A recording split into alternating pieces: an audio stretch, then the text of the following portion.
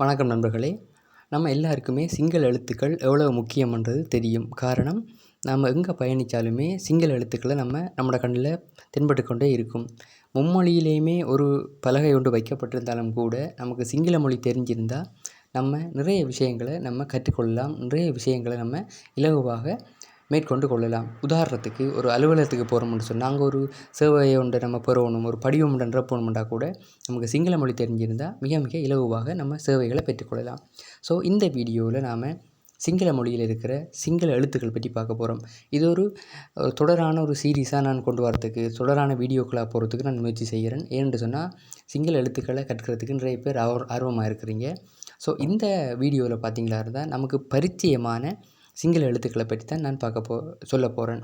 So உங்களுக்கு மிக மிக இலகுவாக இருக்கும். எவ்வளோத்துக்கு உங்களுக்கு இலகுவாக விளங்கப்படுத்தியலுமோ அந்த அளவுக்கு உங்களுக்கு நான் இலகுவாக இந்த வீடியோவில் விளங்கப்படுத்தியிருக்கிறேன்.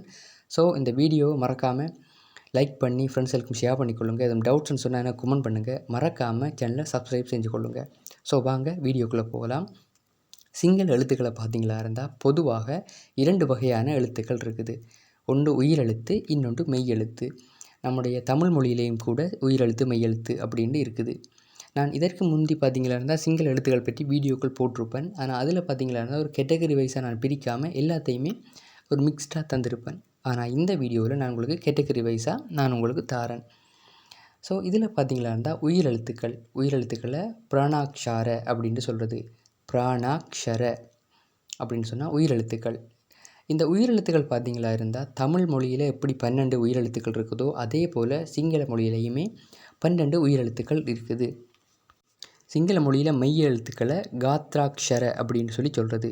ஸோ உயிரெழுத்து மெய்யெழுத்தை எப்படி அழைக்கிறேன்னு சொல்லி பார்த்துட்டோம். இப்போ வாங்க தமிழ் மொழியில் இருக்கிறது போல் இருக்கக்கூடிய சிங்கள மொழியில் காணப்படுற உயிரெழுத்துக்களை நோக்குவோம். முதலாவது ஆனா. இது பார்த்தீங்களா இருந்தால் ஆனா. சிங்களத்தில் அயன்னு சொல்லி சொல்லுவாங்க. தமிழ் மொழியில் நம்ம ஆனான்னு சொல்லுவோம். ஸோ நீங்கள் இலகுவாக மனப்பாடம் செய்யணும்னு சொன்னால் தமிழில் ஆனா ஆவனாண்டு இருக்கிறது போலவே நீங்கள் சிங்கள மொழியிலையுமே பழகிக்கொள்ளுங்க. ஏன்டா அது ஒரு பிழை இல்லை. நீங்கள் பிரயோகப்படுத்தும் போது சரியாக பிரயோகப்படுத்தினீங்கண்டா சரி. ஸோ இது ஆனா. இது சம்மந்தப்பட்ட சொற்கள் கொஞ்சத்தை நம்ம பார்ப்போம். அம்மா, அம்மாவுக்கு அம்மா தான். அத்தை, அதேண்டா கை என்று சொல்லி அர்த்தம். அதை என்று சொன்னால் இன்று. இந்த அத்தை என்றதுக்கும் என்றதுக்கும் வித்தியாசம் இருக்குது, கவனித்து கொள்ளுங்க. தானாவில் வித்தியாசம் இருக்குது. அத்தை என்று சொல்லி அழுத்தி சொன்னமா இருந்தால் கை என்ற அர்த்தம். அதை என்று சொல்லி சொன்னமா இருந்தால் ஒரு அழுத்தம் இல்லாமல் ஒரு சவுண்டோடு சொன்னமா இருந்தால் இன்று என்று சொல்லி அர்த்தம். அரை என்று சொன்னால் அந்த. அலை என்று சொன்னால் கிழங்கு. அடுத்தது அங்கண்டா இலக்கம். அப்பட்டேண்டா எங்களுக்கு. அகசேண்டா ஆகாயம். அதஹசேண்டா கருத்து. ஸோ பார்த்தீங்களா இருந்தால் ஆனா சவுண்டில் வரக்கூடிய ஆனாவை துவக்கமாக கொண்டு வரக்கூடிய சில சொற்களை பார்த்துருக்குறோம். இதை நான் உச்சரிக்கிறது போலவே நீங்களும் உச்சரித்து பழகிக்கொள்ளுங்க என்று சொன்னால் அப்போ தான் உங்களுக்கு மிக இலகுவாக கற்றுக்கொள்ளக்கூடியதாக இருக்கும்.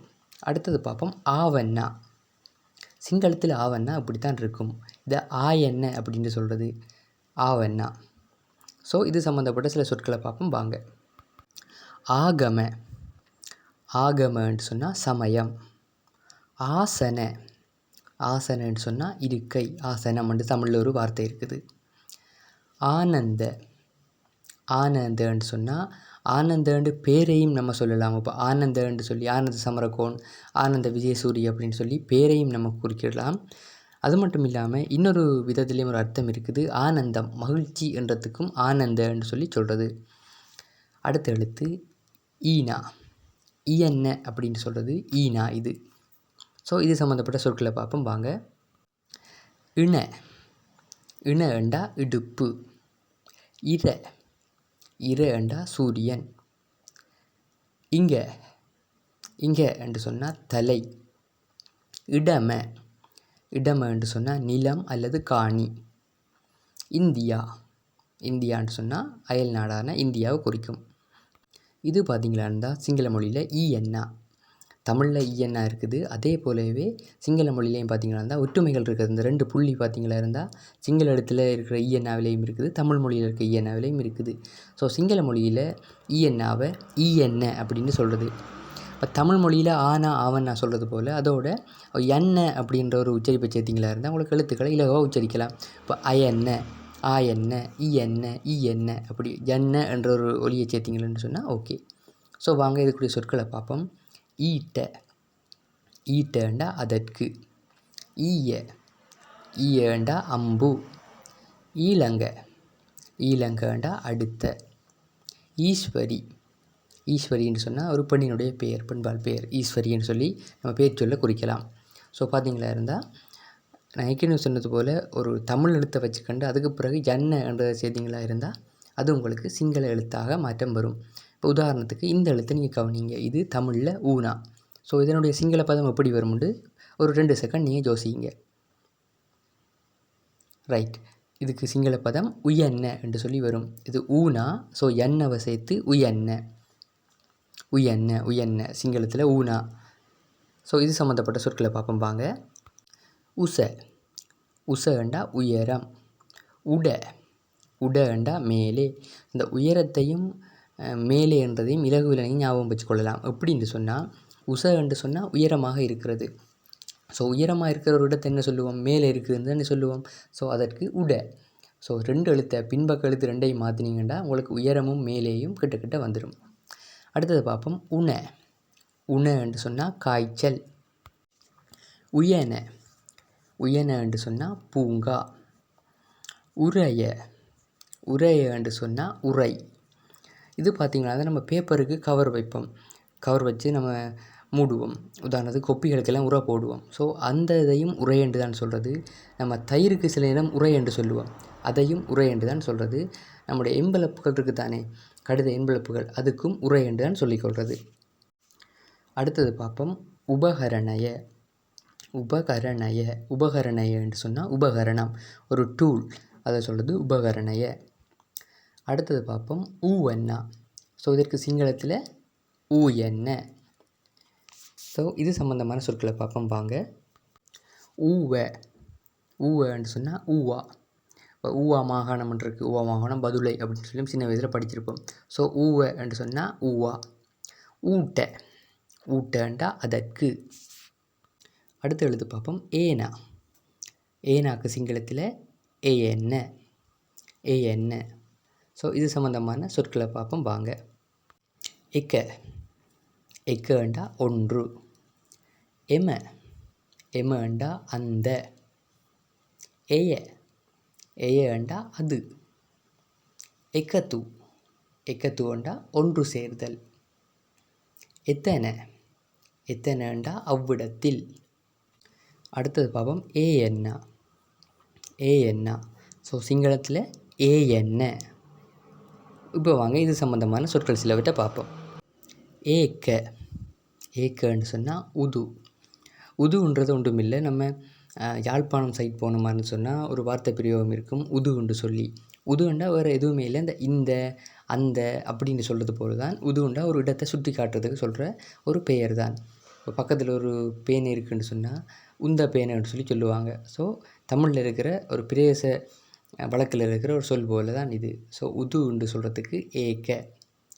ஏகலை, ஏகலை என்று சொன்னால் ஏகலை என்று சொல்லி, இப்போ ஏகலைவன் அப்படின்னு சொல்லி சில கேரக்டர்கள் நம்ம புராணங்களில் பார்த்துருப்போம். அதுபோல் தான் ஏகலை அப்படின்னு சொன்னால் ஒரு பெயர். அடுத்த சொல்ல பார்ப்போம். அடுத்த எழுத்தை ஐயன்னா. ஸோ சிங்களத்தில் ஐயன்ன. ஸோ இதை கவனித்து கொள்ளுங்கள். இந்த ஐ என்றது தமிழ் மொழியில் ஒரே எழுத்தாக இருக்குது, ஆனால் சிங்கள மொழியில் ஒரு வித்தியாசமாக இருக்குது. இந்த முன்னுக்கு வர ஒரு ஏனா மாதிரி ஒரு எழுத்தும் வருது, அதுக்கு முன்னுக்கு ஒத்த கொம்பு மாதிரி ஒரு எழுத்தும் வருது. சிங்களத்துலேயும் உண்மையிலே ஒத்த கொம்பு தான். இந்த ஒத்த கொம்புக்கு பின்னால் இந்த ஏனா வந்தோடனே ஐ என்று சொல்லி அது ஸ்பெல்லிங்காக பண்ணப்படுது. ஸோ சில நேரம் குழப்பத்தை உண்டு பண்ணலாம். ஸோ அந்த எழுத்தை கவனமாக பார்த்து வச்சுக்கொள்ளுங்க. இது சம்மந்தமான சொற்களை பார்ப்போம் வாங்க. ஐராவத, ஐராவத அப்படின்னு சொன்னால் ஐராவணம். இந்த ஐராவணம் அப்படின்றது என்னென்னு பார்த்தீங்கன்னா புராணத்தில் குறிப்பிட்ற சில பெயர்களில் இது உண்டு. ஸோ சிறந்த ஒரு எடுத்துக்காட்டாக இருக்கும்ன்றதுக்காக நான் இதை நான் உங்களுக்கு தந்திருக்கிறேன். ஸோ வாங்க இப்போ அடுத்த எழுத்தை பார்ப்போம். ஓனா, ஓனாக்கு சிங்களத்தில் ஒயன்ன. தமிழ் மொழியில் எப்படி எழுத்து நம்ம உச்சரிக்கிறோமோ ஆனா அவன் ஐனா ஐயண்டு, அதுக்கு பிறகு ஒரு எண்ண என்ற ஒரு எழுத்துக்கூட்டலில் சேர்த்திங்களா இருந்தால் உங்களுக்கு சிங்கள எழுத்தாக மாற்றப்படும். ஏனான்னு சொன்னால் ஏஎன்ன, ஐயன்னான்னு சொன்னால் ஐயன்ன, ஒளவன்னான்னு சொன்னால் ஒளவன்ன அப்படின்னு சொல்லி. ஸோ வாங்க இந்த ஓனாவோட தொடர்புடைய சில சொற்களை நம்ம பயிற்சி செய்து கொள்ளுவோம். ஒப. ஒப என்று சொன்னால் நீங்கள் என்று சொல்லி அர்த்தம். ஒய. ஒய என்று சொன்னால் உந்த. இந்த உந்தன்றதும் இந்தன்றதும் இப்போ இந்த பேனை, இந்த மனுஷன் என்று சொல்கிறதும் கிட்டத்தட்ட ஒரே விதமான விஷயம்தான், ஒரே விதமான சொற்பிரயோகம்தான். நான் ஏற்கனவே சொன்னது போல் யாழ் பிரதேசம், அது மட்டும் இல்லாமல் சில முக்கியமான மலைநாட்டு பிரதேசங்களில் பார்த்திங்களா இருந்தால் இந்த பேச்சு வழக்கு இன்னும் இருக்குது. ஸோ அதுக்காகத்தான் இந்த உந்த என்று சொன்னால் இந்த என்று அர்த்தம். அடுத்தது பார்ப்போம். ஒத்தனை. ஒத்தனை என்று சொன்னால் உந்த இடத்தில், அதாவது இந்த இடத்தில் என்றது போல் இது பொருள் கொள்ளப்படும். அடுத்தது ஓவன்னா. ஓவன்னாக்க சிங்களத்தில் ஓயன்ன, ஓயன்ன. ஸோ வாங்க இது சம்மந்தமான சொற்களை பார்ப்போம். ஓக்க. ஓக்க என்று சொன்னால் இது அல்லது உது என்று சொல்லி அர்த்தம்.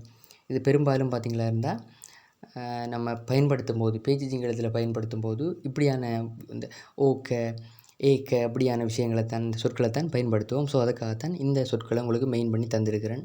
ஸோ இந்த சொற்களை நீங்கள் பாடமாக அதாவது கேட்குறதோட கிரகித்து கொள்ளுங்கள். ஏன்னா உங்களுக்கு அடிக்கடி தேவைப்படுற சொற்களாக இருக்கும். ஸோ இப்போ வாங்க அடுத்த எழுத்தை போய் பார்ப்போம். இறுதி எழுத்து ஒளவன்னா. ஒளவன்னாக்கு சிங்களத்தில் ஒளயன்ன அப்படின்னும் சொல்கிறது. ஒளவன்னா. ஒளவன்னாவை பாருங்கள், நம்முடைய சிங்கள எழுத்தில் தமிழ் எழுத்துக்கும் ஒரு ஒற்றுமை இருக்குது பாருங்கள். ஓனா பின்னால் லானா வந்தால் ஒளவன்னா. அதே போல் ஓனா லானா குறியீடு வந்திருக்கு. ஆனால் சிங்களத்தில் உண்மையாகவே இந்த ஓனாக்கு பிறகு வர இந்த குறியீடு லானாக ஏற்கப்படாது. அது தனித்துவமான ஒரு எழுத்து. ஆனால் இது பார்த்திங்களா இருந்தால் தமிழ் மொழியில் இருக்கிற லானாக்கு பதிலாக சிங்கள மொழியில் இடப்படுது. ஸோ ஒளவன்னா சிங்களத்தில் ஒளயன்ன அப்படின்னு சொல்லிக்கொள்வது. இதற்கு சிறந்த உதாரணம் ஔஷத. ஔஷத. ஔஷதன்னு சொன்னால் மருந்து. தமிழில் ஔடதம் அப்படின்னு சொல்லி ஒரு சொல் இருக்குது. ஔடதம்னு சொன்னால் மருந்து தான். ஸோ அதுக்கு பதிலாக ஔஷத அப்படின்ட்டு சிங்கள மொழியில் இருக்குது. சிங்கள மொழியில் ஔடதம், நம்ம தமிழ் மொழியில் ஔடதம், சிங்கள மொழியில் ஔஷத அப்படின்ட்டு இருக்குது.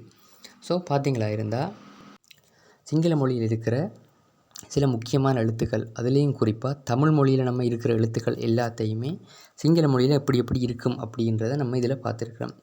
ஸோ இதை தொடர்ந்து நான் வார வீடியோக்களில் எப்படியான விஷயங்கள் பெறப்போகுதுன்னு சொன்னால், தமிழ் மொழியில் இருக்கிறது சிங்கள மொழியில் இல்லாதது, சிங்கள மொழியில் இல்லாதது தமிழ் மொழியில் இருக்கிறது அப்படின்னு சொல்லி வித்தியாசமான எழுத்துக்கள், நம்ம அடிக்கடி பயன்படுத்துகிற எழுத்துக்கள், அடிக்கடி நம்ம கவனிக்காத எழுத்துக்கள் அப்படின்னு சொல்லி ஒவ்வொரு செக்ஷனாக நான் உங்களுக்கு இதில் நான் விளங்கப்படுத்தி கொண்டு போவேன்.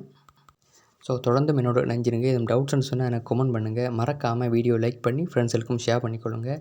சப்ஸ்கிரைப் பண்ணாமல் பார்க்குறவங்க மறக்காமல் சேனலை சப்ஸ்கிரைப் செஞ்சு கொள்ளுங்கள். அப்போ தான் நான் போகிற ஒவ்வொரு வீடியோவும் உங்களுக்கு மிஸ் பண்ணாமல் கிடைக்கும். எதுவும் டவுட்ஸ்கள் இருக்கும் பட்சத்தில் தயவு செய்து எந்த ஒரு கூச்சமும் படாமல் எனக்கு கமெண்ட் பண்ணுங்கள். நான் உங்களுக்கு அந்த டவுட்ஸ்களை தீர்த்து வைக்கிறதுக்கு நான் உங்களுக்கு முயற்சி செய்கிறேன். ஸோ தொடர்ந்தும் வார வீடியோக்குள்ளே எல்லா எழுத்துக்களையும் பற்றி நாம் கம்ப்ளீட்டாக ஒரு ஓவர்வியூவாக பார்ப்போம். ஸோ நன்றி, வணக்கம். இன்னும் ஒரு வீடியோவில் சந்திக்கிறேன்.